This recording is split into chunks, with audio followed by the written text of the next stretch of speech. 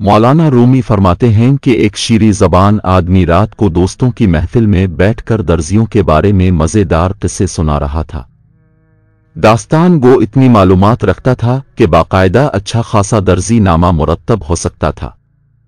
जब इस आदमी ने दर्जियों की चोरी और मक्कारी से गाहकों का कपड़ा गायब कर देने के उनगिनत किस्से बयान कर डाले, सुनने वालों में एक तर्क जिसे अपनी दानिश और ज़हानत पर बड़ा नाज था कहने लगा, इस इलाके में सबसे बड़ा दर्जी कौन सा है? दास्तान गो ने कहा, यूं तो एक से एक माहिर दर्जी इस शहर के गिल्ली कूचों में मौजूद हैं, लेकिन पौरश नामी दर्जी बड़ा फनकार है। इसके कांटे का मंतर ही नहीं, हाथ की सफाई में ऐसा उस्ताद के कपड़ा तो कपड़ा आंखों का काजल तक चरा ले और चोरी का पता ना लगने दे।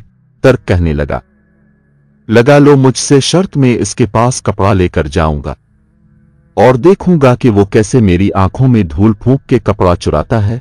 मियां कपड़ा तो दूर की बात है, एक तार भी गायब ना कर सकेगा। दोस्तों ने जब ये सुना तो कहने लगे, अरे भाई ज्यादा जोश में ना आ, तुझसे पहले भी बहुत से यही दावा करते आए और इस दर्जी से धोखा खा गए, तो अपनी अक्ल पर ना जा, धोखा खाएगा। महफिल खत्म होने के बाद तर्क अपने घर चला गया। इसी सोच ताब और फिक्र में सारी रात गुजारी। सुबह होते ही कीमती अतलस का कपड़ा लिया और पौरश दर्जी का नाम पूछता पूछता इसकी दुकान पर पहुंच गया। दर्जी इस तर्क गाहक को देखते ही निहायत अदब से खड़ा होकर सलाम दुआ किया। दर्जी ने खुश इखलाकी व तज़ीम का ऐसा मुजाहिरा किया कि तर्क बेहद मुतासिर हुआ। दिल में कहने लगा, ये शख्स तो बज़ाहिर ऐसा दगाबाज नजर नहीं आता, लोग भी खामखराई का पहाड़ बना देते हैं। ये सोचकर कीमती कपड़ा दर्जी के आगे रख दिया और कहने लगा, इस अतलस का लिबास मुझे सी दे। दर्जी ने दोनों हाथ अदब से अपने सीने पर बांधे। उसने कपड़ा गज से नापा, फिर काटने के लिए इस पर निशान लगाने लगा। साथ ही साथ यहां वहां के पर लुत्फ किस्से छेड़ दिए। हंसने हंसाने की बातें होने लगीं, जिनमें तर्क को बेहद दिलचस्पी हो गई।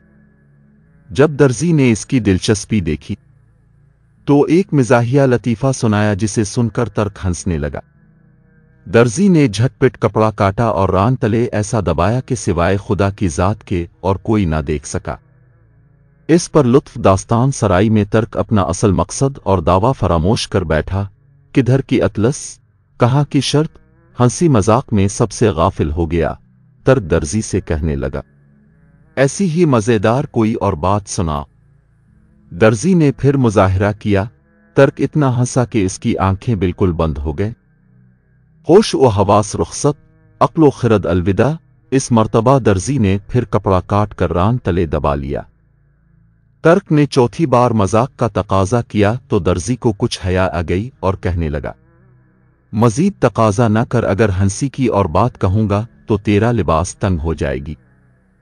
मौलाना रूमी रहमतुल्लाह नसीहत फरमाते हैं कि जानते हो वो तुर्की कौन था और वो दगाबाज दर्जी कौन था? अतलस क्या है, हंसी मजाक क्या है, कैंची क्या है और लिबास क्या चीज है? वो गाफिल तर्क तेरी जात है, जिसे अपनी अक्ल पर बड़ा भरोसा है। धोखेबाज दर्जी ये फानी दुनिया है, हंसी मजाक नफसानी जज्बात है। तेरी उम्र अतलस पर दिन रात दर्जी की कैंची की मानिंद चल रही है। दिल लगी का शौक तेरी गफलत है। अतलस का लिबास तुझे भलाई और नेकी के लिए सुलवाना था, वो फजूल मजाक और कहकहों में तबाह व बर्बाद हो गया। ए अजीज, अपने होश व हवास दुरुस्त कर, जाहिर को छोड़ बातिन की तरफ तवज्जो कर। तेरी कीमती उम्र को अतलस के लिबास की तरह कैंची से दुनिया का मक्कार दर्जी टुकड़े टुकड़े करके चोरी कर रहा है और तो हंसी मजाक में मशगूल है। नसीहत है इन लोगों के लिए जो अक्ल व शऊर और इल्म की आगाही रखते हैं। और नीचे जो वो सब्सक्राइब का बटन है ना, उसको हिट करो, जल्दी से करो। Subscribe subscribe subscribe.